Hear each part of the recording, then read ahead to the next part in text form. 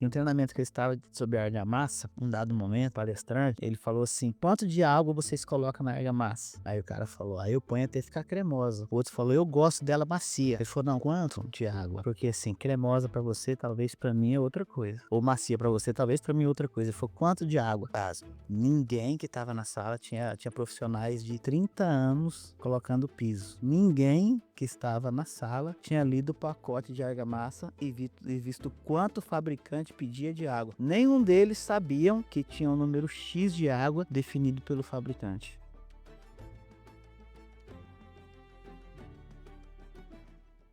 Do projeto à realidade, o que realmente faz a sua obra dar certo. No episódio passado, nós falamos sobre como nasce um bom projeto arquitetônico, mas existe uma etapa tão importante quanto desenhar, que é executar. E hoje vamos conversar com alguém que está no canteiro de obra todos os dias e sabe exatamente quando uma obra pode dar muito certo ou muito errado. E hoje estamos aqui com Maurício Silva. Tudo bem, Maurício?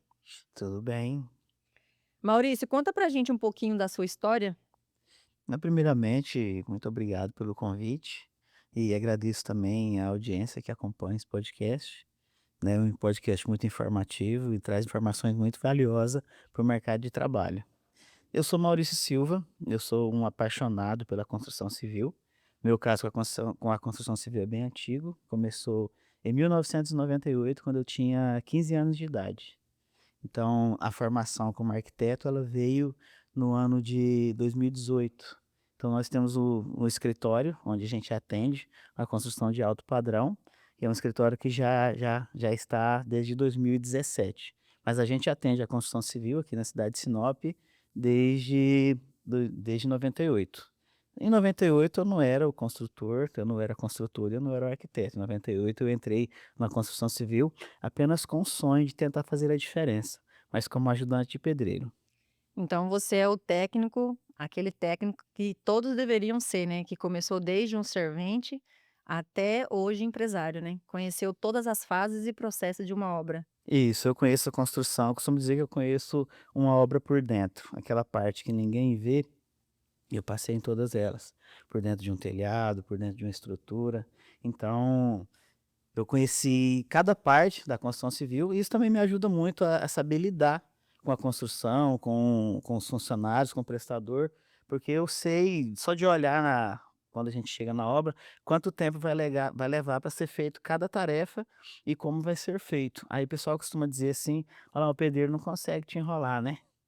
Porque se precisar, se houver a necessidade, eu consigo chegar na construção e fazer qualquer parte do serviço com minhas próprias mãos, por já ter vivido isso aí. E você ficou como servente ali mais ou menos quanto tempo entre um período e outro? Porque eu tô perguntando isso porque você sabe, a gente conversou um pouquinho antes aqui, e a gente percebeu, né, que, hoje em dia a juventude não tem aquela paciência de passar por todo um processo para se profissionalizar, né. Sim. Então você ficou como servente para daí ir para meia colher ou meio oficial, quanto tempo de um para o outro? Então comecei com 15 anos, com 16 anos eu já era meio oficial.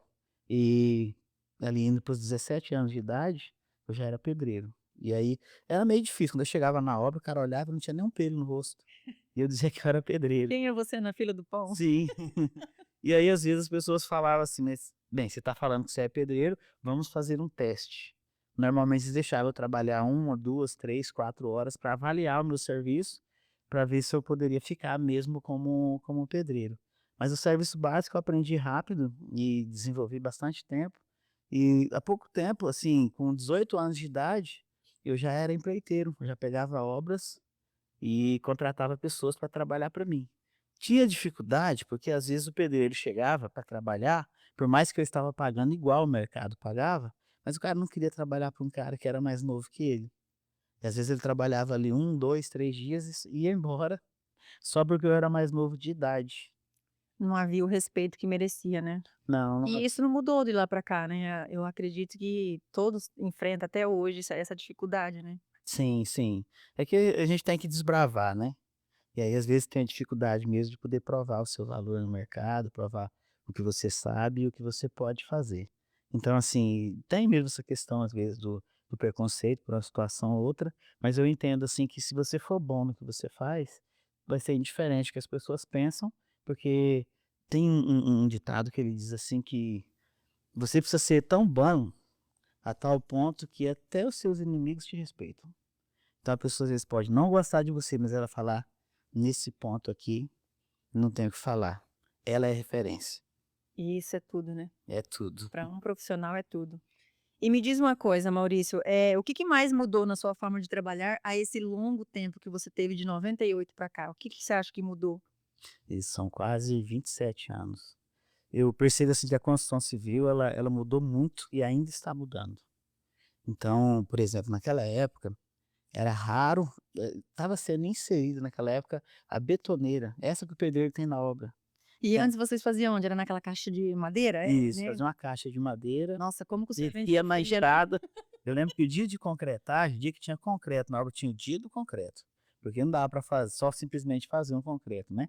Então tinha o dia do concreto. No dia do concreto, os pedreiros pagavam um pouco mais para o ajudante, porque o ajudante costumava faltar no dia do concreto. Nossa. Dava alguma doença, alguma coisa acontecia, furava o pneu da bicicleta, e ele simplesmente não aparecia. Então mudou muito o sistema construtivo, mudou bastante também. Naquela época tinha muito piso queimado, e depois disso começou a ter o piso cerâmico, né. Então mudou totalmente os formatos de fazer também. Caminhão betoneira, ninguém sonhava com isso. Na época, para concretar uma laje era um parto. Porque qualquer laje ela demorava de 3, 4, 5 dias, às vezes até uma semana concretando a laje, E aí mais o tempo de cura, né? mais o tempo de cura. E hoje como que mudou, né? Hoje você tem um caminhão aí que joga, como é que chama aqueles bicos lá? Você joga lá onde você tá, na altura que Isso, você tá, na caminhão distância lança, que você caminhão tá. tomba. E o seu sofrimento é só de estar com a botinona ali de couro e de plástico para poder É, ser ágil, né? exatamente, quem podia pensar que você poderia concretar uma laje em 2, 3 ou 4 horas. A gente demorava uma semana, mas não é tão fácil. Tinha que fazer uma rampa, tinha que juntar mais pessoas do que a obra precisava. A emenda, o concreto não emenda, então a gente tinha que levar isso até tarde da noite, começar no outro dia bem cedo, para não dar tempo do concreto secar e a gente colocar outro concreto lá, para a gente conseguir ligar um no outro. Então, assim, quem podia imaginar que antigamente concretar uma laje era um evento, e hoje o serviço mais fácil da obra é lançar o Ela concreto. é. Então é o mais simples, tanto que a gente tem uma equipe grande para fazer a obra, e na hora da laje não usa todo mundo. Você precisa ali de 3 ou 4 pessoas. Então hoje se fosse para você, mensurar a quantidade de pessoas que tinha que ter numa laje antigamente para hoje, em termos de números, o quanto que muda de mais para menos? O profissional da obra hoje, ele é mais remunerado do que era antigamente, porque antes o serviço ele era muito difícil e todo manual. Com a inserção das máquinas, a gente conseguiu pagar mais para o profissional e diminuir o tempo de obra. Então, por exemplo, vamos supor uma laje de uns 100 metros quadrados, a gente precisaria antes em torno de 19 a 20 pessoas para concretar. Hoje eu consigo fazer esse serviço com 3 ou 4 pessoas. Caramba, né? Então é uma diferença muito grande. E eu levaria antes para fazer uma laje de 100 metros em torno de uma semana. Hoje a gente leva de 2 a 3 horas. Muito legal isso. Sim, E mais uma vez prova, né, que conforme o tempo passa, você tem que estar junto com o tempo, ou seja, estudando, estando sempre contando com coisas novas, aprendendo a ouvir, porque muita gente acha que sabe tudo, né? sim, Então você tem que saber ouvir e continuar os estudos, porque não parou aí, né? E pode ter certeza que daqui para frente vocês vão enfrentar muita coisa nova, muita tecnologia está chegando de uma forma que ou vocês estudam ou o bonde vai passar em cima de vocês, né? exatamente. Então, realmente a informação ela chega muito rápido, e a internet também ela acelerou muitas coisas, porque antigamente a forma que se construía no Mato Grosso era diferente da forma que se construía em São Paulo. Hoje, a gente consegue abrir a internet e olhar o que está acontecendo na China. E você consegue comprar aquela máquina que está lá para fazer aqui. Então, observa que hoje o mundo ele globalizou. Então, seria um termo seria glocal, global e local. Eu consigo pegar o que está lá e trazer aqui para o meu local e desenvolver o que eu estou fazendo aqui. Então, mudou muito em relação ao antigamente, porque quando chegou aqui em Sinop, por exemplo, o concreto usinado, já tinha em Cuiabá tinha uns 3 anos. E não era viável ainda ter o concreto usinado em Sinop, porque não comportava as obras que tinha aqui uma concreteira. Então, quando veio a concreteira, ela mudou a realidade da nossa região, A gente começou a ter obras maiores e mais rápidas. Na verdade, as concreteiras enfrentavam a barreira de que eles não tinham a experiência de fazer com que aquela massa, ficasse estabilizada, né, então, porque ela tem um período para ser usada hoje, né, tanto Sim. retardador como acelerador, então antigamente eles estavam nessa, mudança que veio, né, então, ou seja, para ter esse concreto para levar na tua obra, tem tempo para ele trabalhar, Entendo. tanto é que a equipe monta e já sabe, né, tem que ter equipe na hora, porque se passou daquele tempo, a massa pode apodrecer. Né, então, a evolução mais uma vez chegando, né. E você disse uma coisa bem interessante aí, que no mundo meu de técnica e de química da empresa, eu costumo dizer nos treinamento, para as pessoas que eu acho muito importante.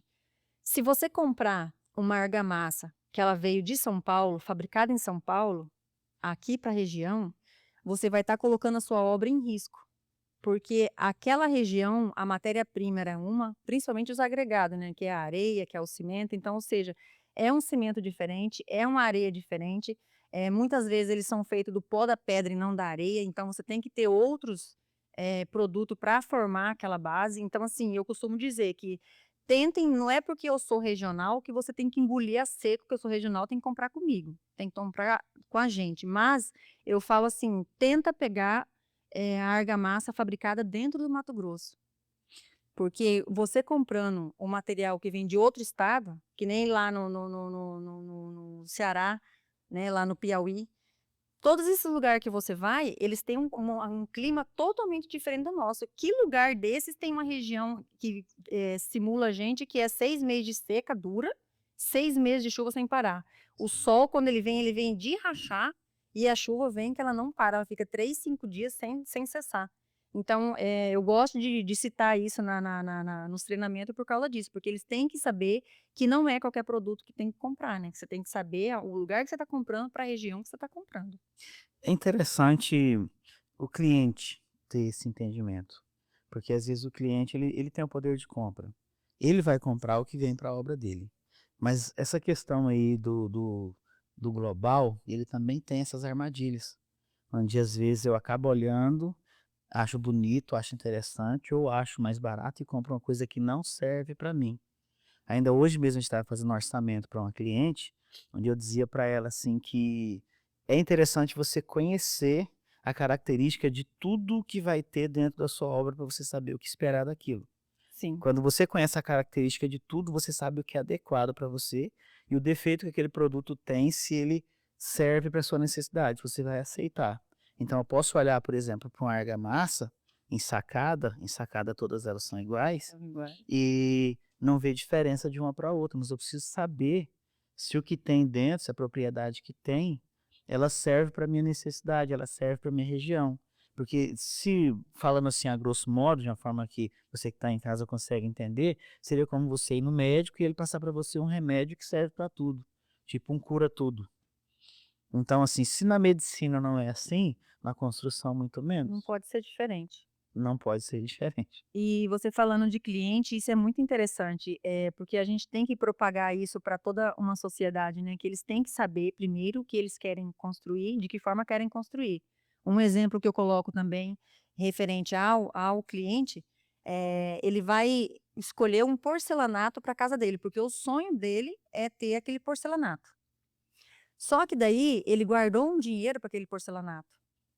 E aí o cara vai e investe numa argamassa de qualidade inferior, para assentar, ou não é para aquela área, para aquela região, para aquele, né, para aquele local, para aquele ambiente. Sim, E aí ele vai lá e paga mais barato na argamassa para ter um revestimento dos sonhos. Só que daí ele esquece que é um casamento, né, porque sim. tem que ser os 2 se juntar e se formar um só. Exatamente. Eu acho assim que a pessoa que tem pouco conhecimento de obra, o principal, onde você deve ter mais atenção é tudo aquilo que você não vê. Porque aquilo que você não vê, que você olha na obra e não enxerga, é o que parece ter menos importância. Mas normalmente aquilo que não está no seu raio de visão é o que tem mais importância. E lá no futuro você vai ver o resultado. Exatamente, não adianta eu ter um porcelanato lindo se ele não vai ficar fixado, porque eu tentei economizar dinheiro no que ia fixar o porcelanato. Eu já comprei um porcelanato para ele não riscar, para ele não manchar, para ele durar 10 anos, mas daí ele comprou uma argamassa para sentar aquele revestimento para durar 3 anos. Exatamente, e isso aí se estende para as outras áreas também, tá? Todas, né? Porque, por exemplo, aconteceu muito em obras do cliente comprar pela internet torneiras, que ela é específica para uma região. Teve um cliente que ele comprou. Quente e fria, né? Teve um cliente que ele comprou essas torneiras que ela era para edifício, mas uma casa não tem a pressão de um edifício. Aí as torneiras não funcionavam. E aí vamos olhar para ver a especificação dessa torneira. A torneira não era para a finalidade que ele comprou. E ele nem leu e nem viu isso. A única coisa que ele viu era o design da torneira, que agradou e ele achou bonito. Então, assim, qual que é a melhor forma, por exemplo, de evitar esse tipo de falhas que custa muito caro? Porque se você coloca aí um porcelanato de uma casa inteira com argamassa que não é adequada, isso vai ficar muito caro. Então, qual que é a forma de baratear isso aí? Tem que ter na obra pelo menos um gestor, alguém que acompanhe a execução de tudo que está sendo feito, que precisa validar isso aí. Sim. Porque eu digo para você, às vezes, e eu já passei por isso, tá? Então, muitas das coisas que eu vou falar aqui são dores que eu já senti, que eu já sofri. Você já é um técnico, né? Então, com respeito. Sim, mas, por exemplo, às vezes o cliente ele chega na loja e ele conversa com o vendedor para ter uma orientação do vendedor. Mas O você sabe, vendedor nem foi treinado para vender aquele produto. o vendedor muitas vezes, não desmerecendo os vendedores, Claro, porque tem muitos vendedores bons também. sim. Mas às vezes o vendedor é um vendedor, não vende tudo.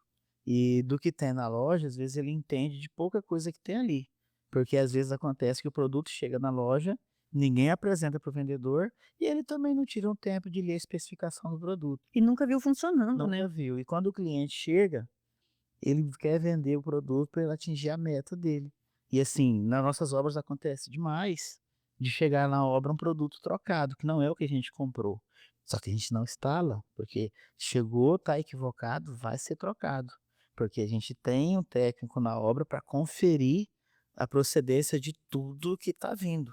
Porque assim, falhas acontecem. Teve falhas, por exemplo, que o vendedor vendeu um produto trocado, e teve falhas na obra também que o entregador acabou pegando um produto equivocado e levou para a obra. E se você fazer o uso daquele produto, ele não vai te atender, porque a gente entende assim que uma obra, ela como um todo, ela tem várias partes diferentes. Então, assim, seria assim, usando uma analogia, né, você como mulher, pegar e fazer a maquiagem inteira no seu rosto com batom. O batom é para passar na pele, mas qual parte, né? É isso mesmo. É um Então, bom exemplo. um bom exemplo. Então imagina agora você pegar uma obra e tentar fazer uma obra com material só. Eu vou pegar uma argamassa só e vou fazer toda a obra com essa argamassa e todos os pisos vão ser colocados com ela. Parte vai ficar boa, parte vai cair, parte nem vai ficar. E aí depois o que normalmente costuma acontecer quando dá esse problema? Liga para a fábrica porque o produto é ruim. Mas aí você chega lá para fazer A parte técnica, uma parte técnica, você vê que o produto foi usado de maneira inadequada. Seria como usar um exemplo, vamos usar o exemplo, por exemplo, do pneu do carro. Então seria como eu pegasse um pneu de um carro e colocasse um pneu só para fazer tudo. Vou colocar um pneu da caminhonete no Uno. Se na caminhonete ele vai bem, então ele vai bem no Uno também, né? Não. A caminhonete é para um uso bem diferente. Por exemplo, a caminhonete eu posso colocar ela no mato, ela tem tração nas 4 rodas, ela vai suportar uma carga maior de peso, então ela tem uma serventia diferente do meu carro pequeno. Então, assim, a gente está falando aqui da argamassa, mas isso serve para tudo que tem na obra, todo o material, né? até o Começo ao cimento. fim, até o cimento. Até o cimento, eu tenho cimento estrutural e eu tenho cimento que não é para estrutura. E tá aí uma diferença muito grande dentro do nosso produto.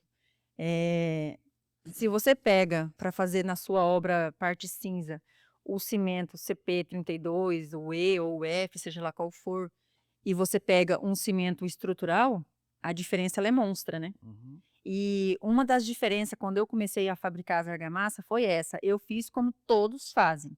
usei o CP32. Aí a gente tem o F e o E, então o que vinha era lucro, não diferenciava se era, né, se era o E ou se era o F, mas usava. Eu comecei a perceber que para mim ter uma argamassa qualidade, para me mostrar para as pessoas que literalmente ela era de qualidade, eu passei o cimento para estrutural. Então, a grande diferença entre as argamassas está aí, porque todas elas vão colar? Vão, se elas for sentadas certas, elas vão colar. Mas e a garantia de 10 anos que todas costumam querer dar? Sim, Ela vai dar? Então, eu também fiz essa, que nem você falou, o cimento também diz tudo, porque tem um cimento para cada área, né? para cada área. Agora, para não ficar muito técnico, eu gostaria de perguntar para quem tá assistindo aqui, ouvindo. Você que está construindo ou já construiu, pensa em construir. Qual o cimento que está sendo usado na sua obra? Você sabe o que quer dizer CP32? Será que estão usando o cimento certo? E o que que é um CP5? É, Para onde que pergunta, vai? pergunta Um pro seu. CP40? Isso, pergunta pro seu pedreiro aí, pergunta pro seu construtor para saber se o pessoal que tá lá sabe o que tá fazendo. É, isso Então é. é muito interessante a gente ter um conhecimento técnico do que a gente está fazendo. É, Eu percebi, Maurício, que você tem a mesma concepção que eu tenho, o mesmo pensamento. Eu costumo visualizar as coisas de uma forma abrangente. Eu tento fazer as coisas acontecerem ensinando aquilo que eu sei, aprendendo com você o que você sabe, porque tudo que a gente conversar aqui dentro, ele vai ficar comigo e ninguém vai me tirar. sim. Então, eu estou aqui estudando. Então, você é igualzinho a mim. Aí eu pergunto para você assim, eh, você já se parou para pensar o que que você poderia estar fazendo, o que você pode fazer para fazer entender que o seu cliente precisa comprar um material bom, precisa comprar um material para cada ambiente? Você já parou para analisar de que forma que você poderia, passar isso para frente para você conseguir colocar na sociedade perante as pessoas que são investidores, que eles precisam saber cada detalhe da sua obra, que não é só passar para um pedreiro que ele vai saber tudo, não é? Como que você faz isso? De que maneira que você tenta passar esse conhecimento e a diferença para as pessoas, para eles sentir que o cimento não é um para todo o ambiente da casa? Uhum. Eu tento, assim, quando conversar com o cliente, sempre que a gente tem as conversas com o cliente, ou em reuniões como essa, eu tento mostrar para ele, assim, a diferença das situações. E usando, às vezes, assim, coisas do cotidiano, da vida, para ele conseguir entender que existe diferença de um ponto para o outro. Eu entendo, assim, também que existem pessoas que estão abertas para o conhecimento. E se você falar um pouco, ela já entende. Existem pessoas que estão fechadas também, e você fala meia hora, ela não guarda cinco Tá em segundos. Nárnia, né? Exatamente, porque às vezes ela acha que, por exemplo, eu ouvi essa semana, isso na verdade é uma coisa que eu uso direto. E todas as vezes que eu uso, eu fico pensando, por que que as pessoas pensam assim? Estava falando com um possível cliente, e ele falou assim, mas eu não sou iniciante, não. Essa é a minha terceira casa. A gente faz 10 por ano. Eu me considero iniciante. Isso há 26 anos, a gente está aprendendo. E você vai estar sempre iniciando, né? Sim, todos os anos tem coisa nova, o tempo todo tem coisa nova. Então, assim, eu não consigo entender como que uma pessoa que participou da execução de 3 obras acha que já é especialista em alguma coisa. Seria como uma cozinheira que cozinhou 3 vezes e disse que já é muito boa no que faz. Assim, se existe especialistas é para isso. Até na academia que eu treino, eu fui contratar o personal e ele: "Não, não dá e tal", depois o outro falou assim: "Não, mas é porque você é muito forte, o cara vai ensinar o quê pra você?". Ele é especialista, cara, eu só treino.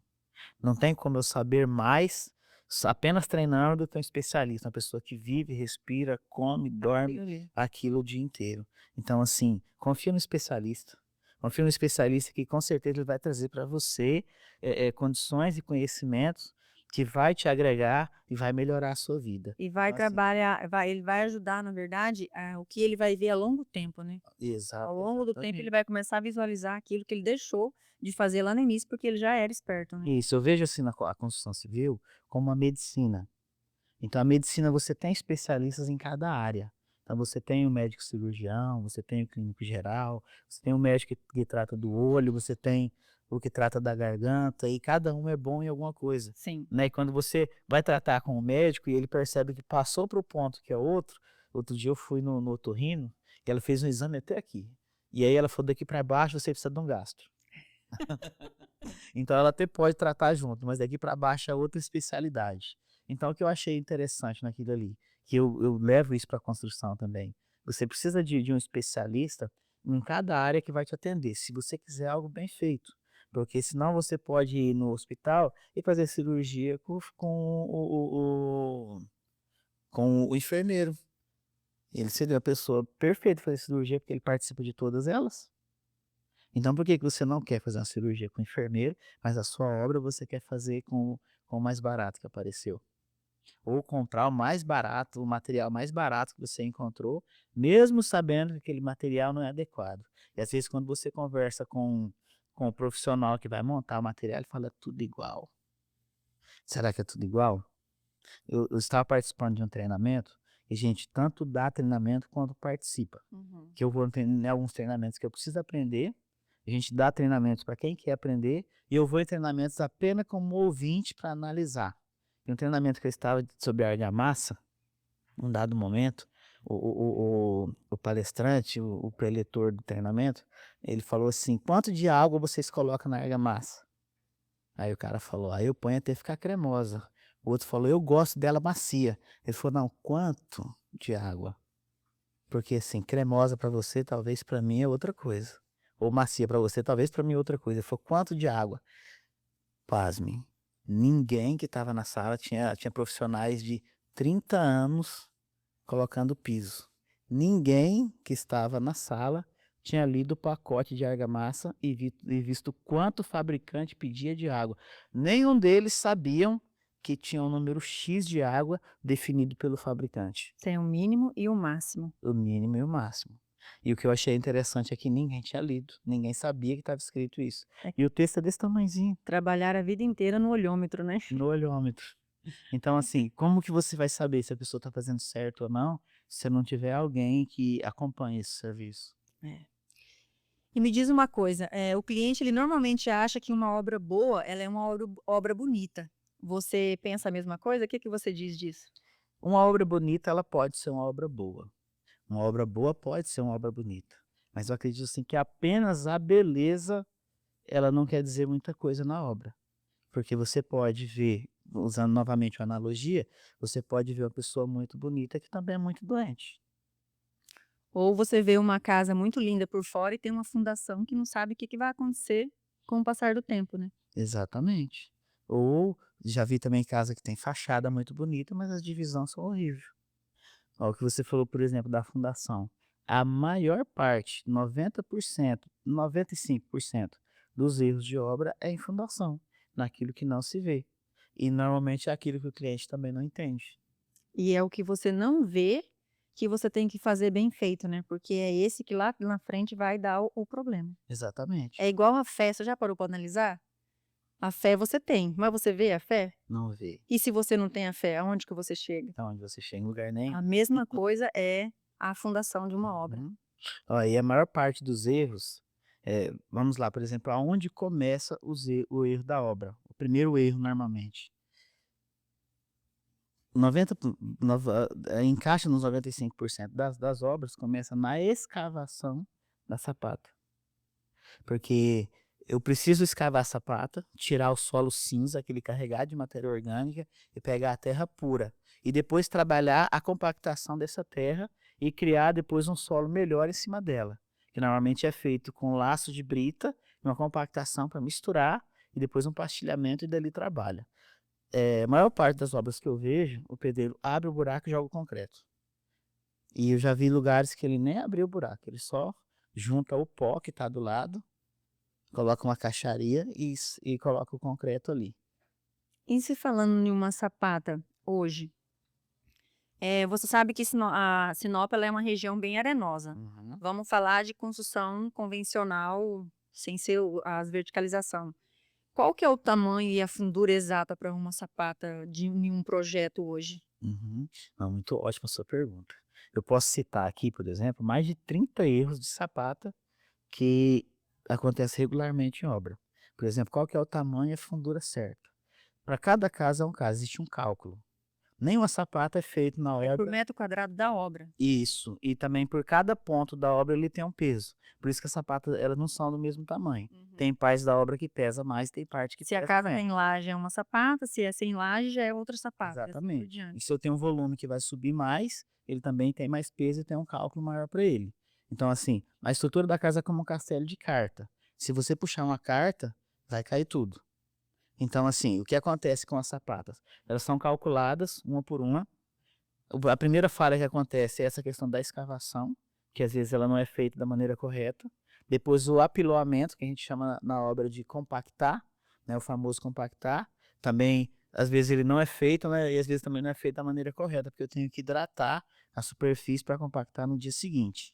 Então essas obras que eu tenho visto aí, que elas querem acelerar, elas fazem primeiro a terraplanagem, ela sobe ali seus 5, 10 ou às vezes até mais de terra, De né, terra. e quando o cara tá pronto ali a terraplanagem, ele vem e faz a sapata em cima. Você já parou pra analisar que dependendo da fundura que ele fizer essa sapata, ele vai deixar ela na terra que ele nem chegou a tirar, que é a terra que você falou que tem que ser tirada, como é que Sim. chama? A matéria A orgânica. matéria orgânica?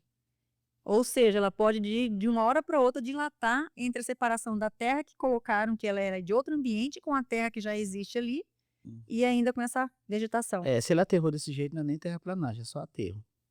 Porque a terraplanagem é feita do jeito que faz o asfalto na rua. Tiro toda aquela matéria que está carregada de matéria orgânica e começa a compactar de 30 em 30 centímetros de terra colocada para me ter. Porque assim, o mais importante às vezes. Porque não adianta eu fazer uma sapata grande em cima de uma terra frouxa. Não vai segurar nada, a sapata não vai flutuar. É. Então, assim, a gente tem muitas falhas. Essa falha aí é uma das mais cometidas. Eu já vi aqui em Sinop pessoas enterrar o capim, porque diz que o capim vai morrer lá embaixo. Só que a pessoa precisa entender que essa matéria orgânica ela está em decomposição. Se ela está decompondo, ela vai descer. Se ela vai descer, tudo que tiver em cima vai descer também. Um outro erro também que eu vejo acontecer muito nas obras é a rua, o meio-fio e aonde vai ser construída a casa, né? Muitas vezes o cara começa a construção, quando ele vai ver, o encanamento dele fica o contrário, né? Contra. Fica subindo, né? E aquilo ali para encher fossa e voltar coisa para dentro de casa é terrível, né? Sim. E aí uma das coisas que mais acontece é isso, o pedreiro, ele mal tem o trabalho de ir lá e tirar a medida exata do nível, né, do terreno, para ver se realmente está acompanhando com o meio-fio, como que... Eu já vi isso como erro de projeto. Já vi o projeto que não colocava isso. No projeto ele tem um nível. Então ele tem o nível 0 e depois ele tem o nível da obra. Mas só que a maioria das vezes tem o projeto e o pedreiro não sabe entender, o pedreiro ou o construtor não sabe às vezes entender o fundamento desse nível, entender o que quer dizer o nível do piso da casa. E eu já vi isso acontecer aqui em Sinop, não foi uma nem duas vezes, tá? Eu posso citar aqui casos horríveis e depois vocês vão dizer, eu não sabia disso, não sabe por quê? Porque no Instagram colocam só os dias felizes. E sua casa é bonita por fora, E só que deu certo. E normalmente quando um negócio desse acontece na casa da pessoa, ela tem vergonha e ela não divulga. Mas já teve casos aqui da pessoa fazer a casa tão baixo que quando chove na rua, a água da rua entra na casa. Tudo. Por quê? É como você falou, a pessoa não calculou a inclinação da tubulação, que o tubo de 100 ele pede no mínimo 1%. Só que eu entendendo também que eu preciso ter os degraus da casa. Então você precisa entender quanto você vai subir e quanto vai ser de queda para essa água sair e não voltar e também não ficar parada. E você tem noção da trabalheira que dá? Porque a gente está falando de um início de uma obra. Imagina você fazendo um contrapiso desse e depois, no final das contas, o único conserto é cavar, tirar aquele contrapiso e mesmo assim ainda vai ficar errado porque vai continuar desnivelado. Aí você, na verdade, perdeu a casa toda, porque quando você fizer assim, as portas também vão estar mais baixas, o forro vai estar mais baixo, a cobertura vai estar mais baixa, então você vai perder tudo. E assim, ó, eu vou falar para você algumas falhas que eu já vi aqui em Sinop e que as pessoas não divulgam. E aqui já teve casas que estavam em construção e caiu, porque a estrutura foi desrespeitada. Já teve salão comercial que estava em construção e caiu enquanto estava construindo. A gente tem casos aqui, mais de 100 casos de casa que o profissional errou o terreno e construiu no terreno de um vizinho. Teve caso que ele errou até a rua. E construiu na outra rua. Tem casos aqui que eu não vou citar o nome do bairro, senão o pessoal vai lá olhar. Mas tem um bairro aqui que teve 5 casas no mesmo bairro, porque as ruas eram meio tortinha, que o profissional foi construir e pegou o alinhamento da rua, que era torta, e ele cruzou a casa do cliente, no terreno do cliente, entrando no terreno do vizinho. E o que fazer nessa hora? Só desmanchando, né? O cara teve que comprar o terreno do vizinho, para não perder a casa. Só que o interessante é que quando você tem uma casa cruzando 2 terrenos, você não tem como ampliar, porque eu tenho uma pizza sobrando de um lado e uma pizza do outro. Como que você vai ampliar e fazer os cômodos assim? Então, É assim, melhor jogado fora, né? exatamente. Então, teve casos lá que pegou dois terrenos e teve casos que ela cruzou apenas em um terreno só. Mas isso aí são coisas que às vezes a pessoa acha que ela está economizando e olha o tamanho da perca. Você imagina você perder um terreno para fazer uma casa, ou seja, você precisar de 2 terrenos para fazer uma casa que não chega a 200 metros. São terrenos de 300 Se metros. falando nesse detalhe que você está dizendo para a gente, o que você me diz qual que é a diferença de uma obra comum, né, para uma obra de grande padrão, de um padrão mais, né, elevada, não é questão de ser grande ou pequena, mas em questão de durabilidade, 5, 10, 20 anos. O que diferencia essas obras comuns para uma dessas que vai durar 20 anos? Então, a maneira que você faz vai fazer toda a diferença. Ou seja, quando eu vou fazer uma obra, eu tenho que pensar na manutenção. A manutenção dessa obra tem que É o ser que eu sempre digo, e facilitada. ninguém pensa nisso. Não. Tem peça para essa manutenção? Vai ter como repor isso daqui? Então, tem que ser pensado. Quando eu vou fazer, vou dar aqui alguns exemplos de manutenção facilitada. Se você tem uma casa que tem manutenção facilitada, ela vai durar mais tempo e você vai pagar menos Né, no quando visual. houver necessidade de fazer manutenção. Então, por exemplo, a tubulação de esgoto e a tubulação de água pluvial, eu preciso ter as caixas de passagem. As caixas têm que estar colocadas em locais simplificado, porque quando houver entupir um cano, eu tenho que fazer desentupimento fácil e entender aonde que aconteceu. A caixa Gordura. isso, a caixa de gordura, ela também é importantíssima. Por quê? Só que assim, se ela não estiver bem colocada, por exemplo, uma falha grave que muita gente faz. Existe profissionais que ele liga na caixa de gordura a água da área de serviço porque ela tem sabão. E o que ela faz? Teoricamente, ela limpa a caixa de gordura porque o sabão entra. Massa. Não, ele não limpa, ele só transfere para a fossa. Aquele sabão, ele solta o que tem na caixa de gordura e joga direto na fossa. Ou seja, em outras palavras, é como se eu tivesse com chocolate aqui e eu quebrasse o chocolate inteirinho, ele seria chocolate ainda? Seria chocolate quebrado. O chocolate quebrado. Então quando você joga o sabão na caixa de gordura e tudo que tem na caixa de gordura vai para a fossa, você jogou na fossa. E você sabe o que você fez com a sua fossa nessa hora? Deixou de ser fossa e tornou uma caixa. Porque essa gordura lá vai impermeabilizar a fossa e a água não desce mais. Você me fez lembrar uma coisa. Nesses treinamentos que a gente costuma, né, tá sempre fazendo, um pedreiro falou que disse que ele gostava de trabalhar quando ele ia fazer o reboco, quando ele ia fazer até mesmo ou qualquer massa que ele fosse preparar cimentícia, ele gostava de colocar detergente na massa. Eles falaram tanto produto que eles colocavam na massa que até café teve um deles que falava que colocava. Eu não sabia nem o que responder, porque, cara, se aquele produto foi feito com aquele aditivo, com aquela química para fazer aquilo ali que ele vai fazer, o que um detergente no meio de uma massa para ela ficar mais macia vai melhorar numa parede de reboco? Então, o detergente ele tem soda cáustica na composição. E ele reduz o pH da massa. E Da a massa apodrecendo inteirinha. vai apodrecer. Ela vai apodrecer porque você está rebocando a casa com soda cáustica. Não foi feito para aquilo. Agora imagina o químico que fez um detergente para lavar a louça, imaginando que ele tinha que pensar no pedreiro que vai rebocar a casa. Ele não pensou nisso. O produto não foi feito para isso. Como é que o químico do sabão vai ter a responsabilidade de quem está fazendo uma massa numa obra química? Exatamente. Como? Então, assim, tem coisas que simplesmente não dá certo, mas às vezes a gente olha e parece lindo. A internet ela tá aí para mostrar tudo para quem quiser ouvir. Só que a gente precisa entender o que é profissional e o que serve para você de Que verdade. diferencia um do outro, né? Exatamente. Então, como você perguntou, uma obra que vai durar 10, ou como que vai estar uma obra daqui 10 ou 20 anos? Uma que tiver manutenção, e a manutenção for facilitada, ela vai estar muito melhor. Então, assim, eu vou pensar nessa tubulação que pode entupir, eu vou pensar na hora de ligar a elétrica, que eu tenho que ter um quadro bem feito, um dimensionamento, que na hora de eu trocar uma lâmpada ou uma tomada, que eu não preciso desligar a força da casa. Muito menos subir no forro, naquele calorão e Exatamente. apertada, né? Porque E isso, o lugar onde vai ter sua caixa d'água, ele tem que ser simplificado. Eu tenho que ter uma escada para chegar lá. Chegando lá, tem que ter uma lâmpada nessa caixa d'água para me conseguir enxergar. Eu não posso ficar na caixa d'água como se eu tipo, fosse um bandido que estivesse fugindo da polícia, encolhido lá.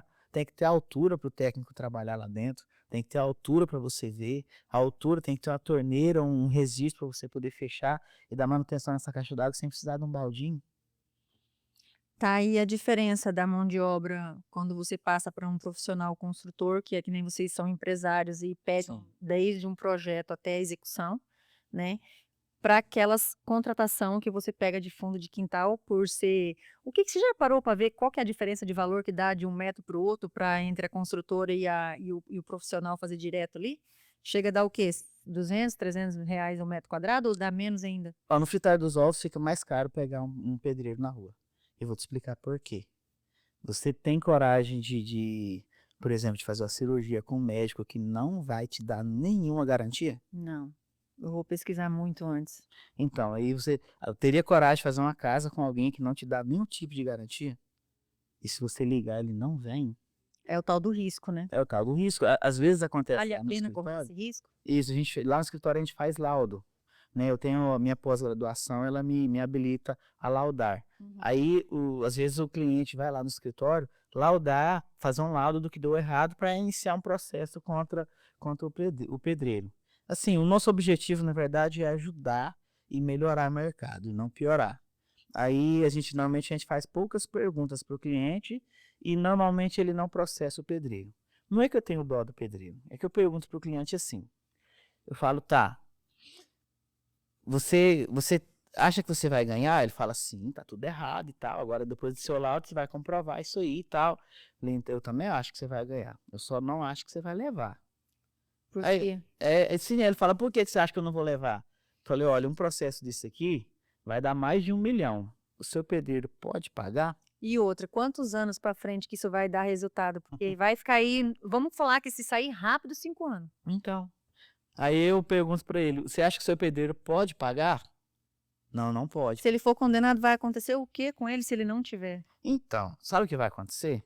Chega no final, o proprietário que já está com a casa com esse prejuízo enorme na casa, quando chegar no final e ele ganhar a ação e for comprovado que o pedreiro não tem condições de pagar, esse pedreiro ele pode ir para o serviço comunitário, fazer serviço comunitário para alguém que não é o dono da obra, e o dono da obra que já estava com o prejuízo da obra, agora tem que pagar o advogado dele também E mais os custos processuais. os custos processuais. Então ele vai ficar num prejuízo ainda maior e agora ele vai ter que ir lá e terminar a obra dele com o custo dele, porque ele não vai perder a obra agora. Então, normalmente, eu falo para ele isso, cara, vai direto para terminar a sua obra e assume que você fez uma contratação ruim e não tem como voltar atrás. Então, assim, na hora de construir, pensa antes. Pensa se a pessoa tem condição, se ela consegue te dar a garantia do que ela está fazendo, se ela tem histórico. Porque, assim, o mais barato, tenha certeza que ele vai sair mais caro. Porque se você tem um produto que vale, um exemplo, vamos imaginar aqui, o cara tem uma Dodge Ram e ele está vendendo pelo preço de um Uno, ou ele é louco, Ou tem uma coisa de errada. então, e por que que com o carro tem alguma coisa de errado e na hora de construir a casa não tem nada errado? E tem muitas fases dentro de uma obra que, se ela não for acompanhada, o proprietário ele não vai conseguir perceber. Mas você sabe que em meio a toda essa conversa nossa, a gente sabe que quem deixou isso acontecer com um profissional da construção civil foi o próprio profissional. Porque, como eu digo nos treinamentos, se ele tem uma regra para trabalhar, se ele tem lá os pilares para ele ter a obra dele, o contrato dele é baseado naqueles pilares dele. Como que ele vai deixar a pessoa construir a casa do jeito que ele quer, com o material que ele quer, da maneira que ele quer? Então, quem que colocou esse mau costume no cliente foi o próprio profissional. Porque é que nem você está acabando de falar aqui para mim. Se você contrata um profissional para construir sua casa e não contrata um profissional, empresa, empresário, equipe, que tem cada setor tem o seu processo, cada processo tem o seu responsável. Olha a diferença de uma coisa para outra. Muda tudo. Seria como se eu deixasse de comprar, por exemplo, a sua argamassa, para comprar a argamassa de alguém que está fazendo no fundo do quintal, mas que ele garante que ela é igual ou melhor do que a sua. Todas as vezes que eu chego na obra, que a pessoa, eu já ouvi isso, tá? Bastante na obra. Ou a pessoa fala assim, eu garanto o meu serviço. Você sabe o que é garantir? Porque para mim garantir é pagar. Quando der problema, tá na garantia. Você pega uma coisa que tá na garantia, leva lá e troca por outro. Garantir não é bater no peito. Sim. Garantir é arcar com as custas e resolver. Então, assim, garantir de bater no peito não resolve nada. Então, parece às vezes que a pessoa está levando uma vantagem, mas ela tem que entender se essa vantagem é vantagem mesmo. Nós já conversamos um pouco sobre fundação aqui, mas eu queria fazer uma pergunta que ela é bem levada à fundação, tá? Sim. Existe alguma etapa invisível que determina a qualidade da obra, que é a fundação? Você pode dizer um pouquinho mais dessa garantia que o cliente tem que entender? Por Sim, que ela é fundamental? com certeza. Assim, a fundação é fundamental. É fundamental e ela é Ela invisível, né? é invisível. O que que acontece? Tem muita coisa que acontece ali na fundação e se não tiver um acompanhamento, as pessoas não percebem. E quando Por você exemplo, fala nesse acompanhamento, é acompanhamento o quê? Projeto? É o profissional em si? Qual que é esse tipo de acompanhamento que você fala? seria como uma cozinha, que você tem alguém na cozinha e você tem o chefe de cozinha que acompanha tudo que está sendo feito, para não perder a qualidade do que se esperava. Então, por exemplo, falhas que podem acontecer na fundação e normalmente acontece. O que eu te falei da sapata, às vezes eu vejo muito em obra que às vezes o profissional ele não quer acompanhar o projeto porque ele acha difícil fazer as sapatas uma por uma porque cada uma tem uma medida. Aí ele escolhe uma e faz todas iguais. Ou o cliente vai pagar mais caro em alguns pontos, que vai ter uma sapata muito grande, em outros pontos ela não vai ser Não suficiente. vai ter garantia. Isso, porque ela não vai suportar a carga. Tem também o aço, que às vezes na hora de armar a ferragem, a pessoa também não segue o projeto e coloca o aço que ela quer lá e não coloca o que está em projeto. E as dobras também, porque o aço ele precisa se encontrar. Seria assim como se eu te falasse, aqui o nosso corpo não é muito diferente de uma edificação. Então aqui dentro do meu braço, eu tenho a estrutura, que é a minha estrutura óssea. Se eu não tiver essa estrutura, o meu braço não ficaria em pé, ele iria cair. E se a minha estrutura óssea ela tiver quebrada ou faltando, ela não chegar onde deveria chegar, então essa parte do corpo também não vai funcionar. Na estrutura da construção, na fundação, ela também não é diferente disso. Às vezes o pessoal amarra o aço e não amarra de maneira correta e depois ele não emenda. Uma coluna não chega na outra, mas o concreto chega. E em que Só que o momento concreto você não acha trabalha que vai sozinho. começar os problemas desses erros da fundação? Em qual momento que começa? Aí também tem o concreto, tá? Que eu tenho que te falar também, como você falou antes. O Uhum. concreto ele sai, ele tem 2 horas para ser administrado e deixar quieto, porque ele vai vencer. E às vezes eu vejo na obra o pessoal se atrapalha e coloca concreto vencido. O cara pagou caro naquilo. Ele está usando concreto vencido. O concreto vencido, para quem não sabe, ele não vai dar nenhuma congestão na obra, não. Ele só perdeu a força. Ele está ficando mais fraco quanto mais tempo passa. Então você vai colocar um concreto caro, você pagou caro, que na sua obra ele não vai servir para muita coisa. E o construtor, ele tem a noção desse concreto para ele, até ele chegar na obra, ele teve um tempo para ser fabricado, vir fabricando, o caminhão chegar, ele passar por um trânsito. Será que o construtor ele tem que ter essa noção de quanto tempo ele ficou com esse caminhão circulando até chegar na obra, para daí contar essas 2 horas que vocês falam? Isso. O que a gente faz? Normalmente vem anotado na nota o horário que saiu na concreteira. Mas a gente faz uma administração e um rastreamento maior do que isso. Porque a gente liga na concreteira e pergunta quando saiu. E a gente sabe quanto tempo eles levou da concreteira até a obra.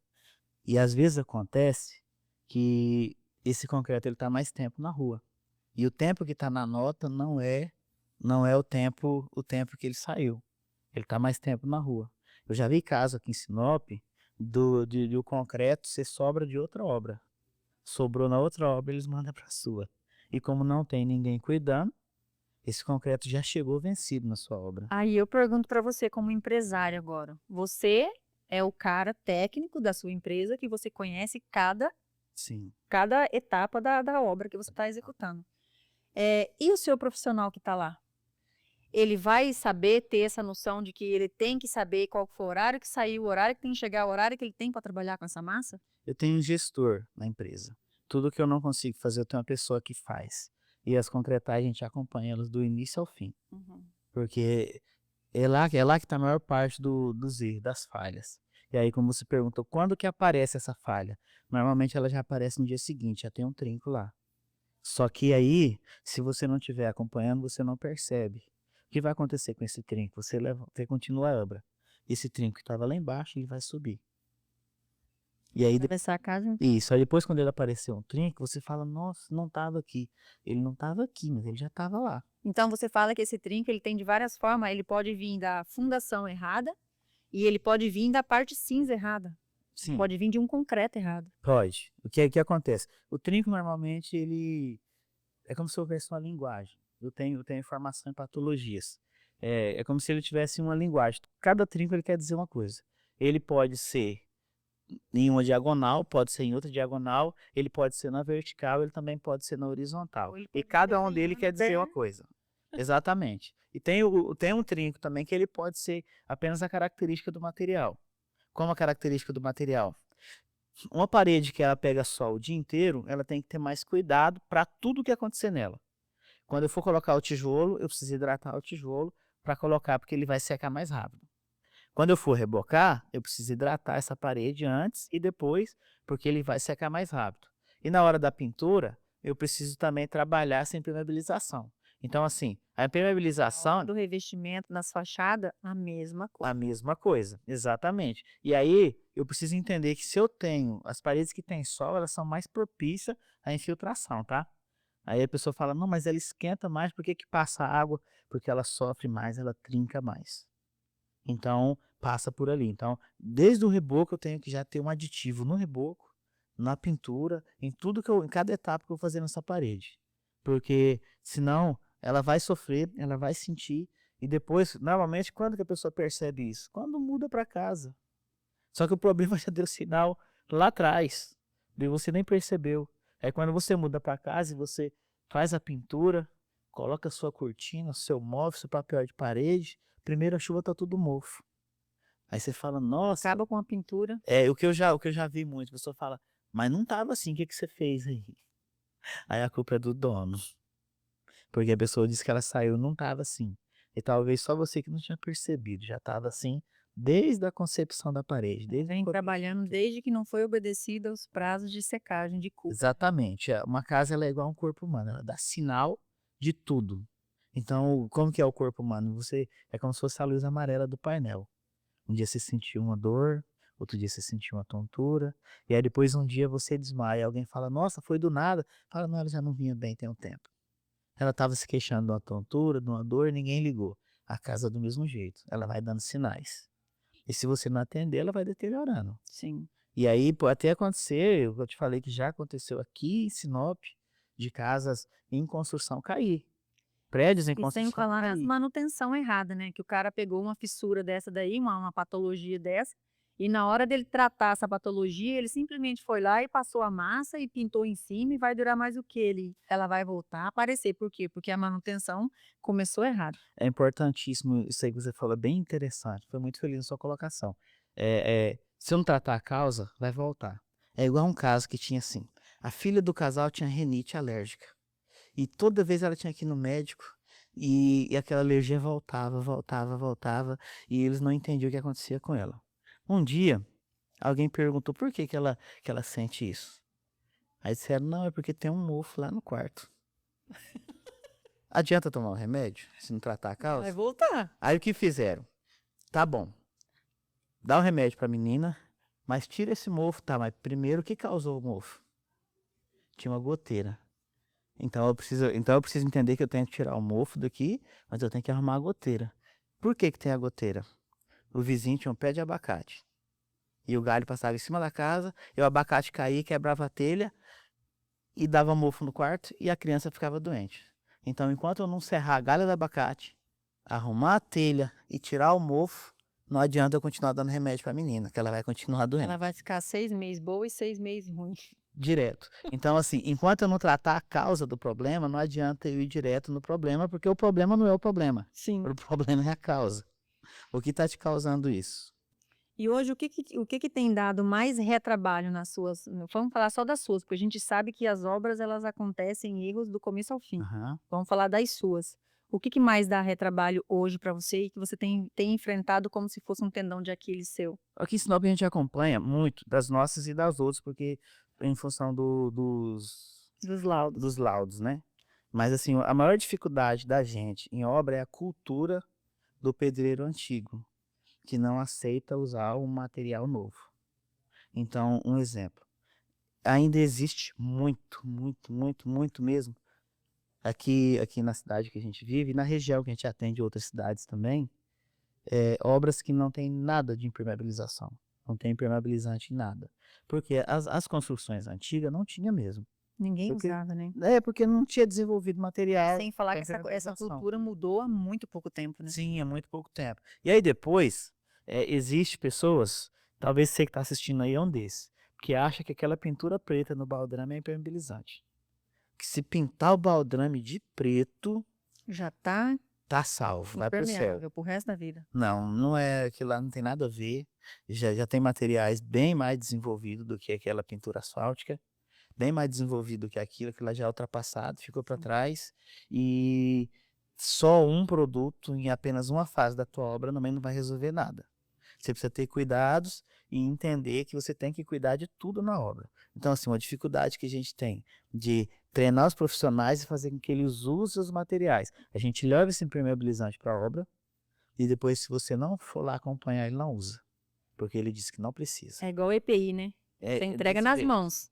Você Desse faz o jeito. cara assinar uma responsabilidade que ele pegou o EPI. Mas você volta na obra e tá sem o Ele EPI. está sem EPI. É do mesmo jeito. Então o cara não quer usar. E aí eu vejo obras construídas inteira sem uma gota de impermeabilizante em fase nenhuma. E aí depois a pessoa tá com toda chuva, tá com infiltração no rodapé, tá Ascendente. descendo água de cima. E aí ele quer arrumar depois, que já tem esse problema. Ou uma falha grave que eu até vejo profissionais da construção civil formados em faculdades cometendo esse erro, tá? A pessoa pegar o tijolo, aquele tijolo que vem da olaria, Uhum. feito de argila, e pintar ele com pintura asfáltica e diz que está aumentando a impermeabilização. Você está gastando só o seu material, porque isso não serve para O nada. trem vai desplacar. Porque você está pintando aquilo ali, um material que ele vai reagir depois com o próprio reboco. Ele vai soltar. E sem contar que a pessoa pintou a face do tijolo. Ela não pintou dentro e nem a frente.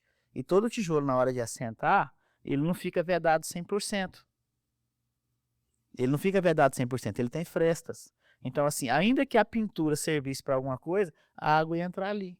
E se ela entrasse ali, você não teria pintura. Então, assim, não é ali que se trabalha com impermeabilização, pintando tijolo. E banheiro? Quem que impermeabiliza um banheiro, me diz? Ninguém quer impermeabilizar banheiro.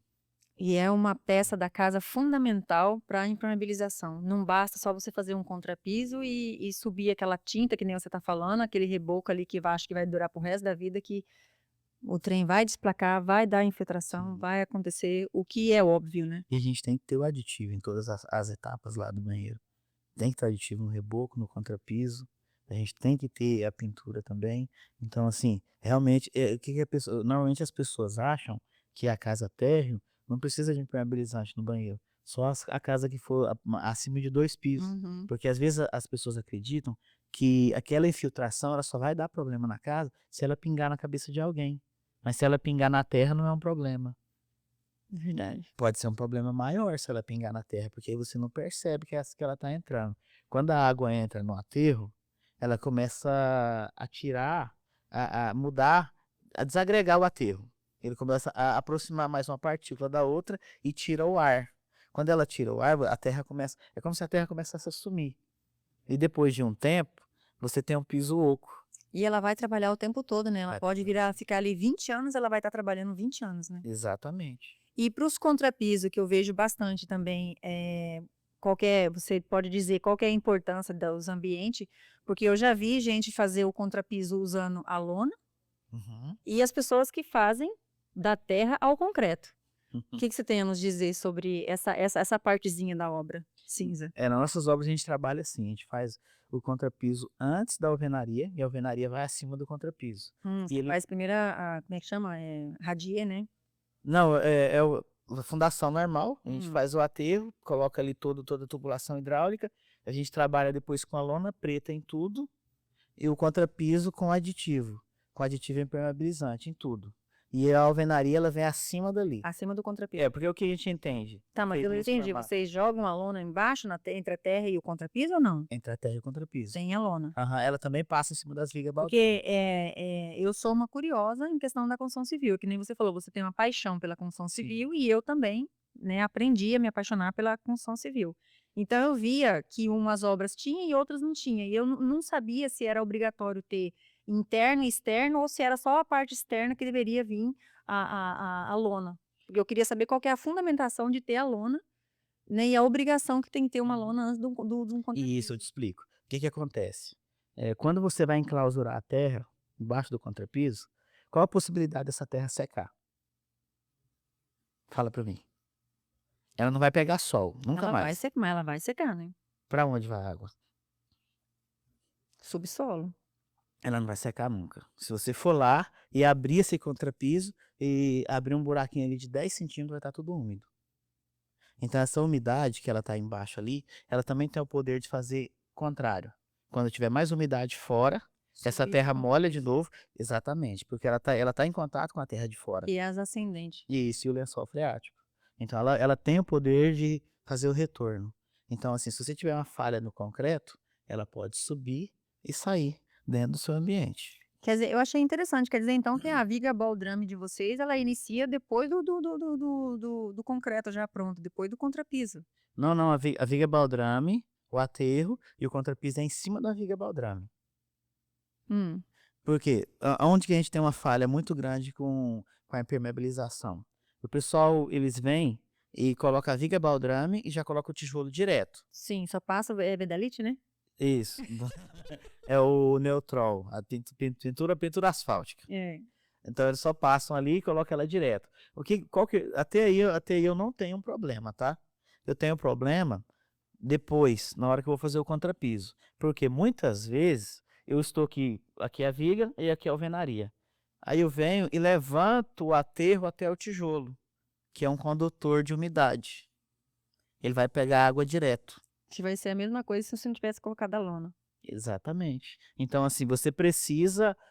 Por isso que a gente faz o contrapiso e coloca a alvenaria em cima, deixando tudo embaixo. Se você chegar à terra no tijolo, nunca mais você vai conseguir resolver esse problema. Depois é uma função, porque aí você vai ter que quebrar todo o tijolo e concretar no lugar da primeira fiada de tijolo que eu E aí resolver. fazer com impermeabilizante. Se não fizer, vai continuar de novo. Exatamente. E quando eu encosto o contrapiso no tijolo, também é um problema, tá? Por quê? Eu tenho o contrapiso que ele trabalha trepidando nesse sentido. Só que a parede, ela trepida em outro. E sem falar na cura, né? Que a cura do contrapiso é uma e do tijolo, tijolo desde é o outra. dia que veio na aularia até o final da obra, ele vai estar trabalhando também. Isso. Aí quando eu encosto o contrapiso no tijolo, isso aí você vai ver em qualquer obra. Depois que o contrapiso seca, você vai ver em toda a obra, por dentro, uma abertura ali de mais ou menos 1 milímetro. Separando. Porque quando o concreto murcha, ele retrai. E depois ele vai continuar trabalhando nesse sentido.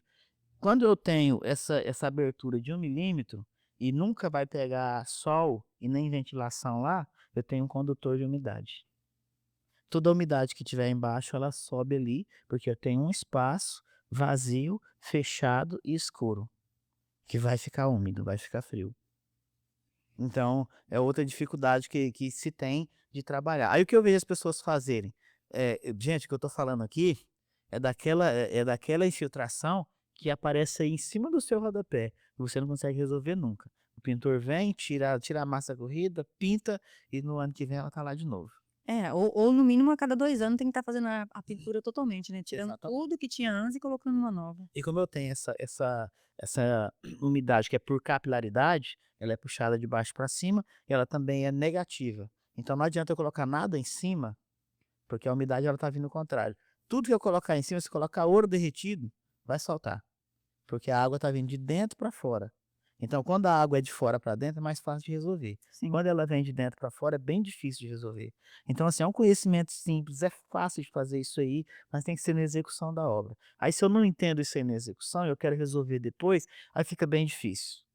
Fica bem difícil, é bem oneroso, bem complicado. E até onde que um material consegue compensar uma mão de obra mediana? Você acha que interfere na compra do material? Olha, eu acho que se você colocar produto bom na mão de cozinheira ruim, vai sair comida ruim. Então, assim, não adianta eu ter um material bom se a mão de obra for mediana ou ruim, que aí não tem muito o que você vai fazer, que eu já vi muito profissional estragar material, O exemplo que material você deu bom. hoje da torneira, né? Exatamente. Então aí não resolve muito. Por exemplo, eh, aconteceu essa semana, a gente passou ali, o cara estava instalando um portão de ponta cabeça. E ele é serralheiro, ele estava lá com a máquina de solda, com o carro dele, com tudo. Ele estava instalando de ponta cabeça. Então assim, quem vai dizer que ele não é serralheiro? Ele fez o portão, ele tem as Ele máquinas, só não tá num dia bom. estava de ponta cabeça. E se a gente for fazer o contrário, uma boa equipe consegue salvar um material ruim? Eu acho que você vai conseguir um serviço melhor quando você tem uma boa mão de obra com um material não muito bom. Só que assim, quando o material ele não é muito bom, você também não vai ter aquele resultado premium que você poderia ter. Então seria como se você pegar a cozinheira e traz um arroz de segunda para ela. Ela vai fazer um arroz bom e saboroso, mas de segunda. Eu costumo dizer bastante para, né, para as pessoas que a gente tá ali sempre dando treinamento, é que não adianta ele comprar, vamos supor, ele vai conseguir assentar a casa inteira dele com a AC1? Ninguém pode dizer que não. Ele consegue, Sim. né, assentar com a C1. Se ele assentar com a C1 da forma que a norma pede, no sentido dos cordão, no sentido de tudo do jeitinho que a norma pede, Uhum. da maneira que a norma dita, a obra vai durar ali, vamos colocar que aquele porcelanato assentado com aquela C1 vai durar o quê? 3 anos, 4 anos? E se você fizer errado com um produto bom, mas usando a AC1, que não é que ele não é um produto ruim, ele só não é um produto que tenha a quantidade de aditivos correta para poder ter uma aderência, Sim. né. Então ele é um produto que ele veio de um custo mais baixo, Uhum. porém ele tem menos Exatamente. aditivo. Aham. Então aí a diferença, né, de você colocar um material ruim na mão de uma equipe boa, a diferença tá aí. Sim. Se você fizer do jeito que manda a norma, do jeito que você foi ensinado, do jeito que a técnica ensina, ele vai durar, porque daí aquele produto vai se transformar Aham. por uns anos num produto bom, né. Entendi. Aí também a importância de um bom profissional, porque às vezes o proprietário, o cliente, ele é leigo. Ele nem sabe que ele fez essa aquisição. Aí quando você tem um bom profissional, a pessoa vai fazer uma avaliação antes de começar. Sim. Ele fala: "Não é isso aqui mesmo que você quer? Porque não era esse aqui", porque já aconteceu com a gente já, do cara comprar um material equivocado, ele fala: "Não, não sabia, vamos trocar". Porque ele queria comprar o certo, mas às vezes acontece o que a gente falou Às antes. vezes ele achou mais bonito do que o certo e acabou que teve que Exatamente, modificar. houve um equívoco em algum ponto, Uhum. né. Ou ele achou chegou lá e pediu e o vendedor não perguntou para que ele queria, ou às vezes o vendedor vendeu o que ele tinha, ou o entregador entregou errado. E o que que você acha que como detectar que o material é bom ou se ele é ruim? De que forma? Só um profissional mesmo para saber? Isso é bem simples, mas realmente tem que ser um profissional. Porque por que que é simples? Eu digo assim que um material bom não significa marca famosa, porque não é só a marca, não é só a Não é o etiqueta que nome, tá lá, que vai dizer que o material é né. bom. Então, às vezes, tem material que não é famoso, que ele é um material em conta e ele é muito bom. Ele só ainda não atingiu um potencial X da marca. Mas assim, quem trabalha normalmente o que acontece? A gente tem uma experiência de já ter trabalhado, já ter usado os materiais. Uhum. Então, e tudo que deu certo a gente sabe por que deu certo, e o que deu errado a gente sabe por que deu errado também. É como quando você faz uma viagem, e aí você vai para um lugar, e a viagem não foi boa porque você saiu muito tarde. Na próxima vez você sabe que o problema vai ter saído tarde e você vai sair mais cedo. Então, assim, a gente detecta as falhas que acontecem em uma situação ou outra. Já aconteceu muito com a gente também, de vir um material que a gente não conhecia. Aí a gente faz um teste. Eu não vou, por exemplo, se eu tenho dúvida da sua argamassa, eu não vou colocar ela na casa toda. Eu vou fazer um teste, eu vou colocar ela em um lugar que não exige muito e fazer os testes para ver se ela teve a adesão, se ela teve a estanqueidade, se ela teve o que a gente precisava para aquilo. E é tão simples fazer o teste, né? É Pega tão fácil. pouco tempo da sua vida, porque você pode fazer o teste antes para evitar o retrabalho depois, né? Exatamente. Só que para mim fazer um teste com 2 sacos de argamassa, porque, né, pra gente não, em um já dá para testar, em meio já dá para testar. Mas se a gente dá a chance e fazer o teste em 2 sacos, é muito melhor do que usar 200 em uma casa e depois chegar no final e falar: "É, não ficou bom". E agora já tá tudo errado. Então é bem simples, porque pode acontecer também porque de você às vezes fazer um teste e você não usar o produto da forma que deveria, porque você às vezes não entendeu o produto. E aí você consegue fazer um ajuste ali e consegue acertar no começo, não no meio, não no final, no começo. Uma coisa que eu vejo muito e que eu gosto de sempre estar repetindo a mesma coisa, eu sempre faço a pergunta, para o profissional azulejista, né? Vocês acham que o rejunte, ele é um acabamento? Ou ele é um produto que veio para poder dar uma aderência? Ou ele dá uma garantia maior para você? Qual que é o que esse produto, ele veio para fazer o quê? Num revestimento cerâmico? A maioria das pessoas acha que é só para tampar o buraco da cerâmica. E aí eles estão mais atento à cor, ao que combina.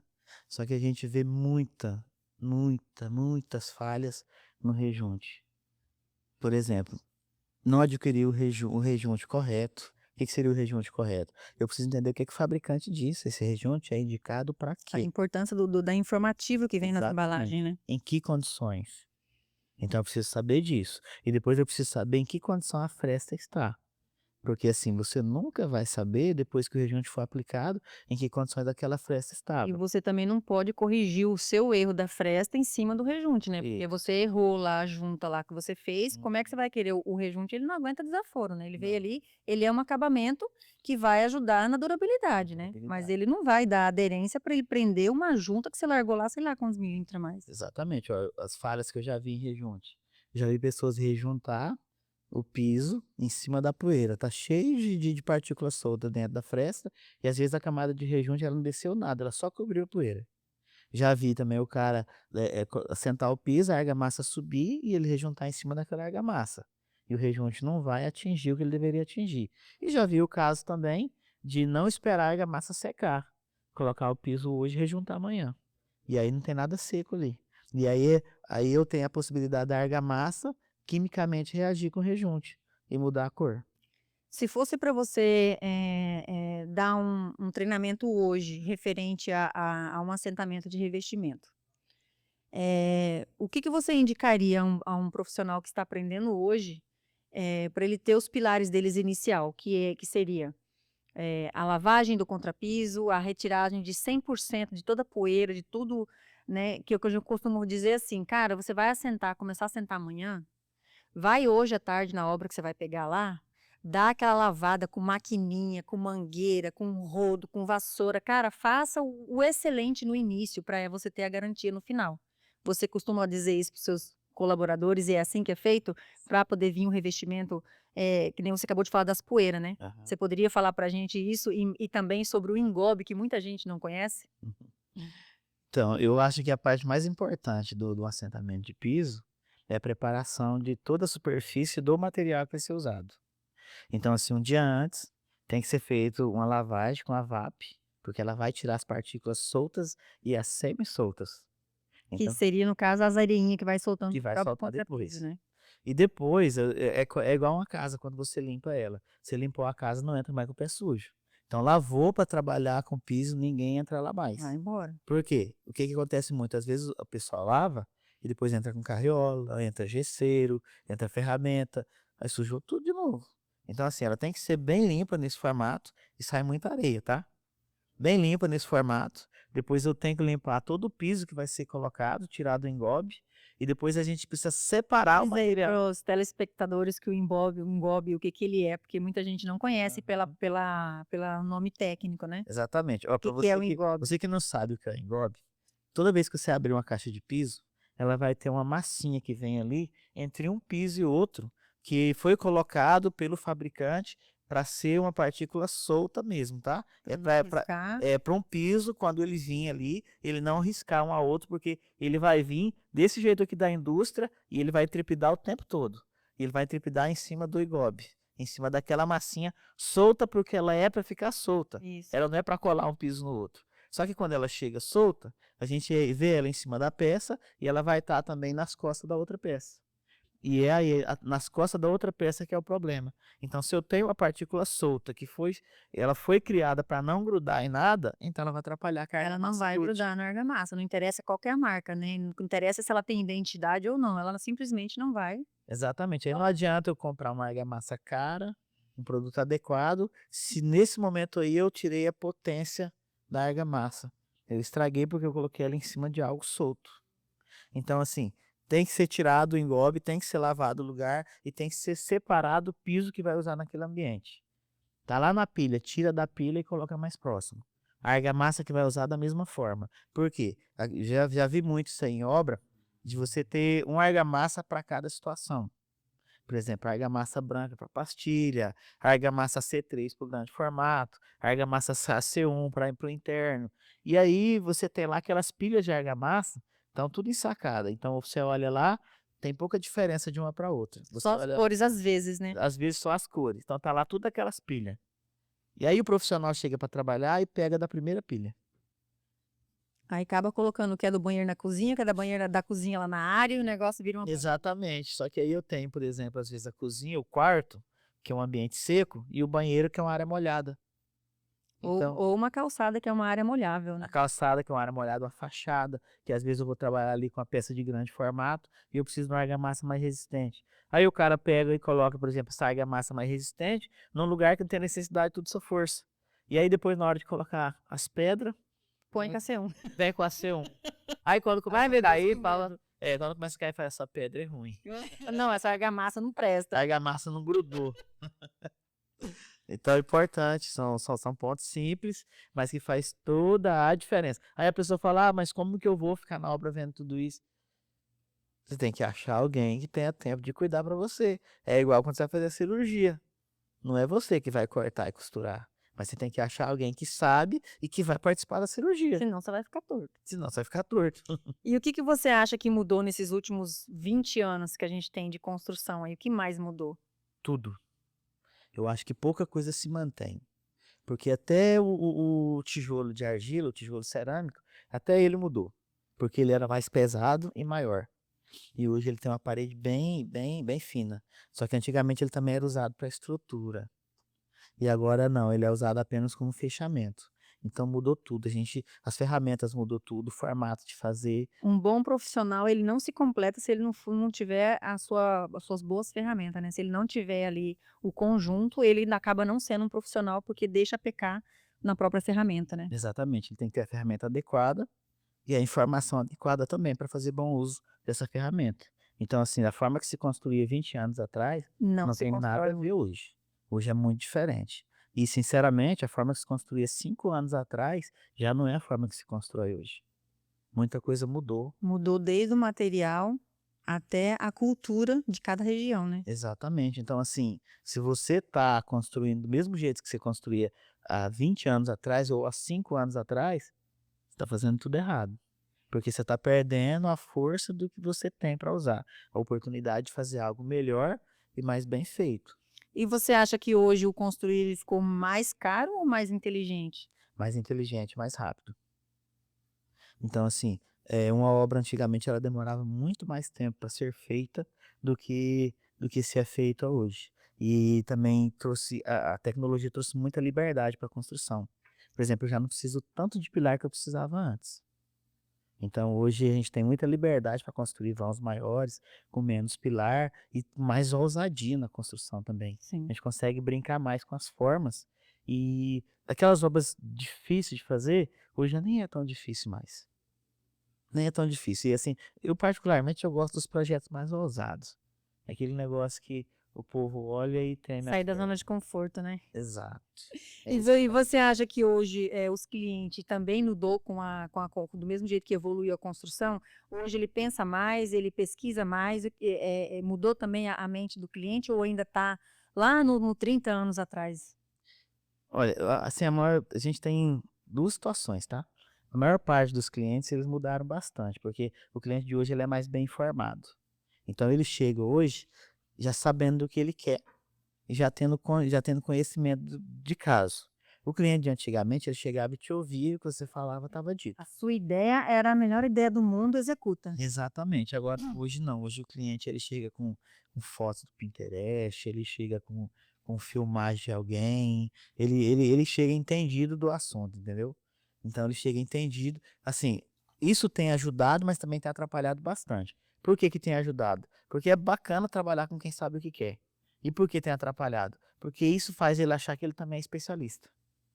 E aí ele vai procurar alguém que cobra mais barato e às vezes aí gera um monte de confusão que depois fica difícil de arrumar. Por exemplo, lá a gente só faz obras novas ou se for reforma por completo.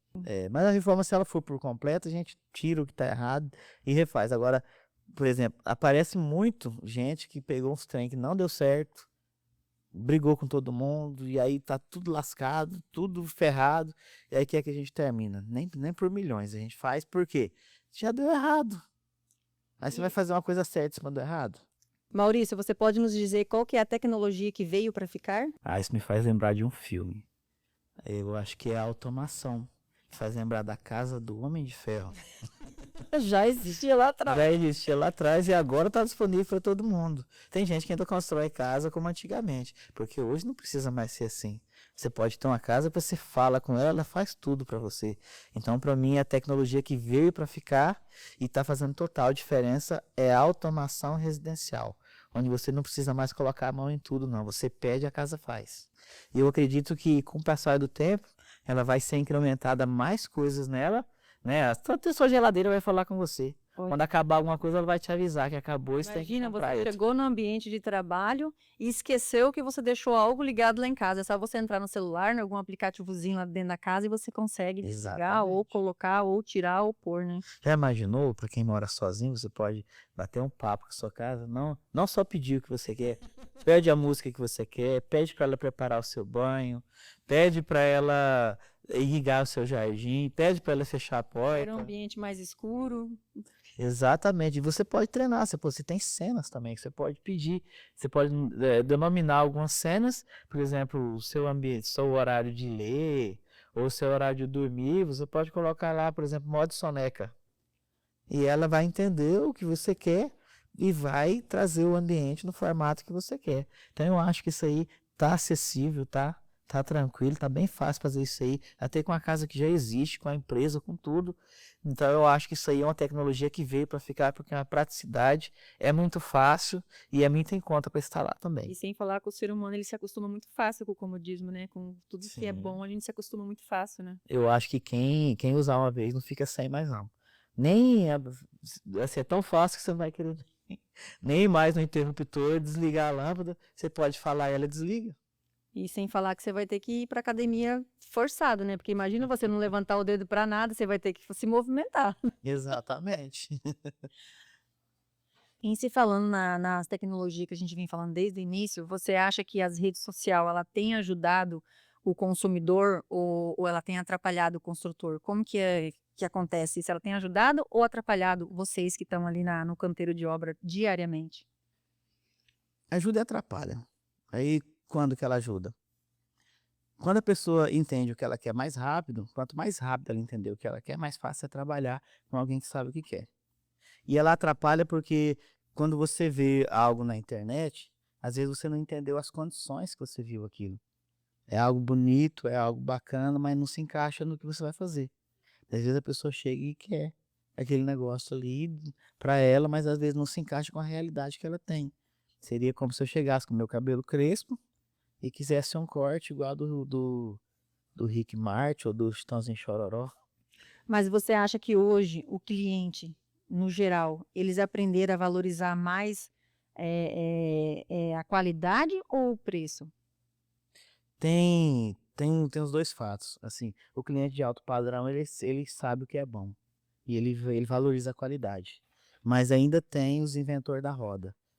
Outro dia mesmo alguém chegou em mim e perguntou quanto que custava em média hoje, de vez em quando a gente ouve essas coisas, tá, para construir uma casa X e X e Y aqui em Sinop. Aí eu disse pra ele o preço, ele balançou a cabeça e falou: "Eu consigo fazer pela metade do preço". Gente, se o preço médio é esse, você não vai conseguir fazer pela metade do Então preço. não estamos falando em qualidade. Não, não tem como ter as 2 coisas no mesmo Não recipiente. tem. Então, assim, mas o que eu tô dizendo pra você é que às vezes tem um inventor da roda. Tem a pessoa que chega e ela acredita que ela consegue criar uma fórmula mágica que ninguém nunca viu, mas ela sabe. E na hora de você fechar um projeto, uma execução, qual que é a pergunta que você mais ouve do cliente? Que ela tá sempre. Qual que é? Quanto vai custar e o prazo. Então, normalmente as pessoas sempre perguntam, eh, às vezes na primeira conversa, às vezes nem mostrou o projeto ainda, já quer saber quanto vai Que ele só custar. vai tentar continuar o orçamento se ele gostar do custo. Aham.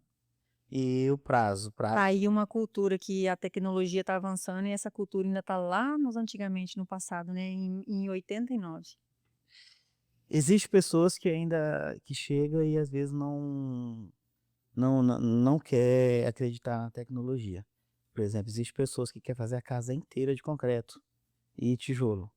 Hoje, assim, não se constrói assim mais. A gente ainda usa tijolo e concreto em locais pontuais.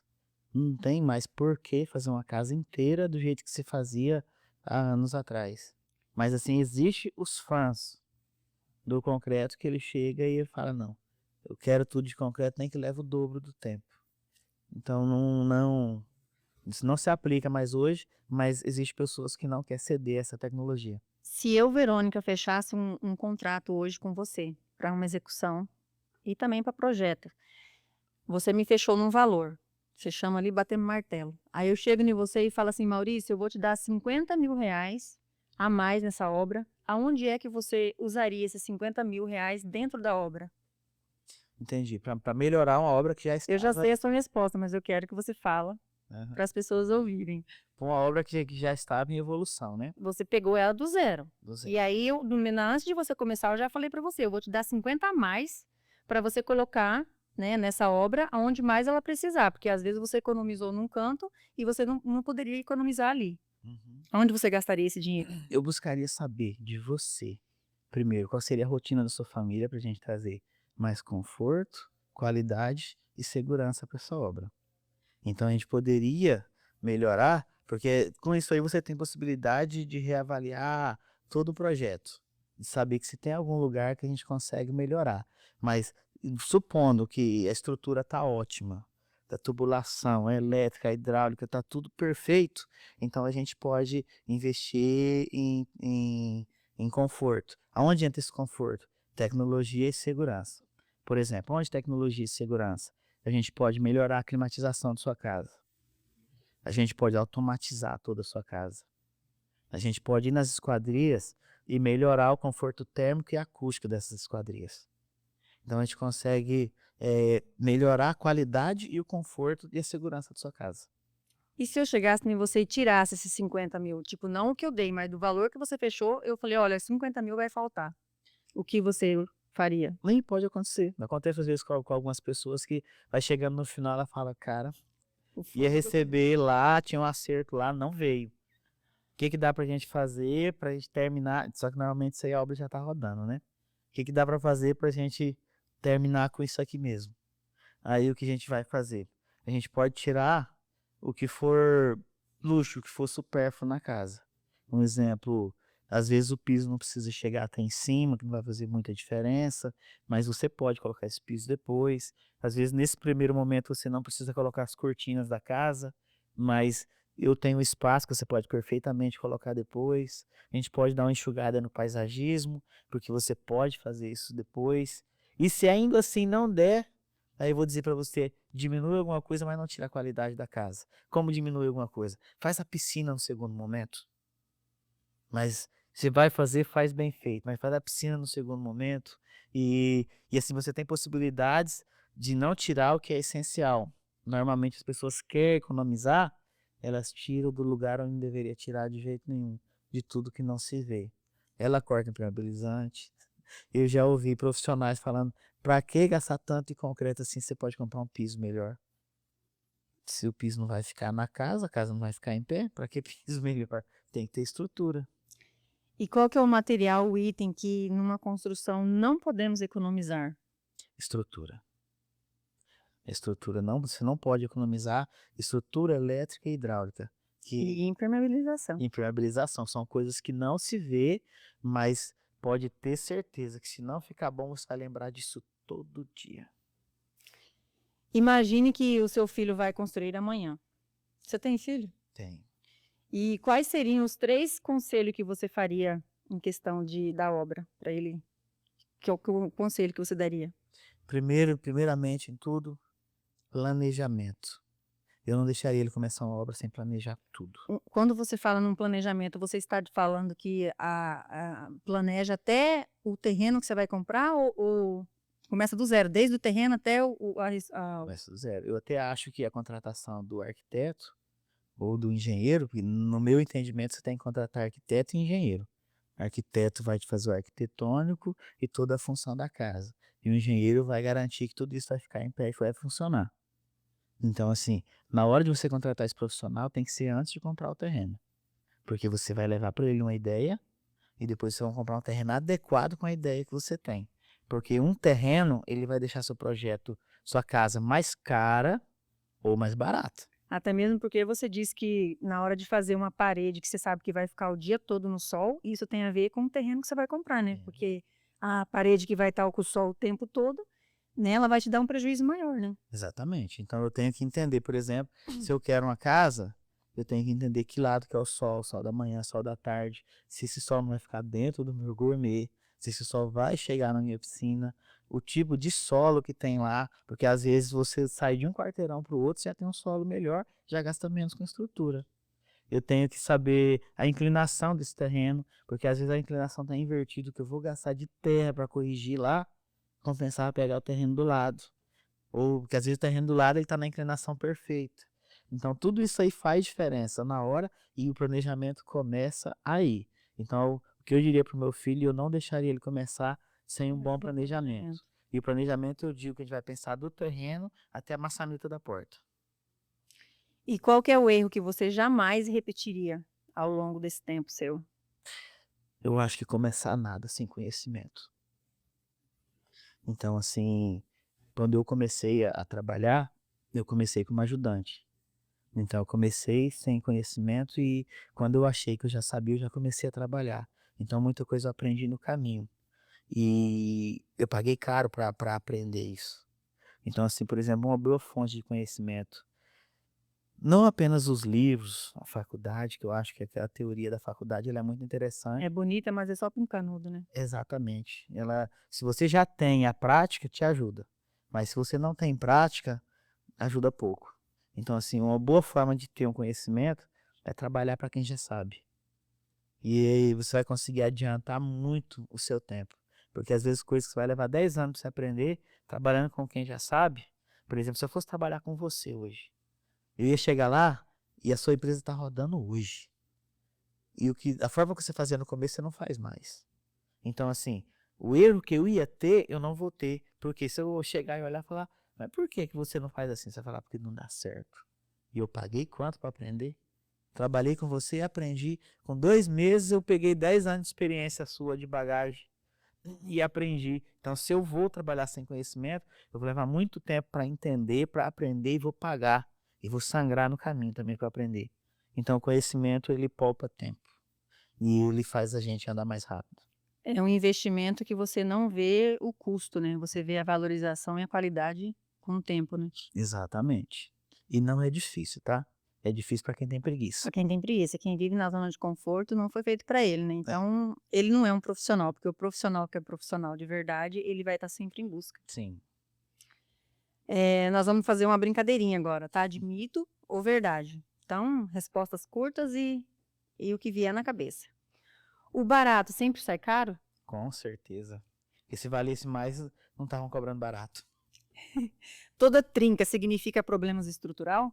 Nem sempre. Às vezes a característica do material, às vezes por ele não ter sido usado na posição correta, ele também pode trincar.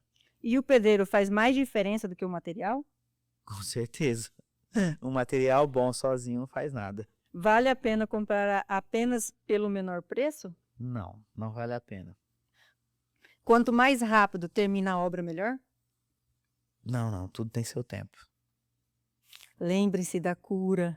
Ai, como eu queria colocar isso na cabeça de todos os profissionais. Tudo tem o seu tempo Tudo da tem seu cura. tempo. Siga o tempo da cura. É igual a mulher leva 9 meses para ter um bebê. Pois é. Se eu tiver 2 mulheres grávidas, eu consigo ter em 4 meses e meio? Então, Boa pergunta. Quem acompanha a obra economiza dinheiro? com certeza. Com certeza, o acompanhamento de obra faz total diferença. Uma boa fundação é invisível, mas aparece quando falta? Sim. Sempre aparece. Nenhuma das vezes não deixa aparecer. Material mais caro nem sempre é o melhor? Correto. Nem sempre é o melhor, porque às vezes o produto ele não é uma marca famosa, mas ele é ótimo. Construção boa precisa ser cara? Não, Casa grande significa casa melhor? não. Se os ambientes não for bem divididos, você só tem espaço Perdido, né? perdido. E para limpar, que ou a mulherada vai. Sim. Nós estamos chegando ao final, né, de mais um episódio. E depois de tantos anos construindo, qual foi a maior lição para a construção civil se ensinou sobre pessoas? O que você tem a dizer com todos esses anos de profissão sobre as pessoas? Quando eu entrei na construção civil, eu achava que era sobre paredes e concreto. O que eu aprendi com todo esse tempo é que, na verdade, tem mais a ver com pessoas do que com paredes. Porque aquelas paredes ali, elas significam a projeção e a concretização de sonhos, de metas. E quando eu vou atender um cliente, eu entendo que o objetivo dele não são apenas paredes alinhadas e bonitas. Ele está indo para outra fase de vida. Ele está levando a família, os filhos, e eu respeito muito isso porque eu entendo que ele me escolheu para ajudar ele a conquistar essa nova página que vai fazer toda a diferença na vida dele. E eu vou, a partir desse momento, desse contato, vou também fazer parte da história da família dele.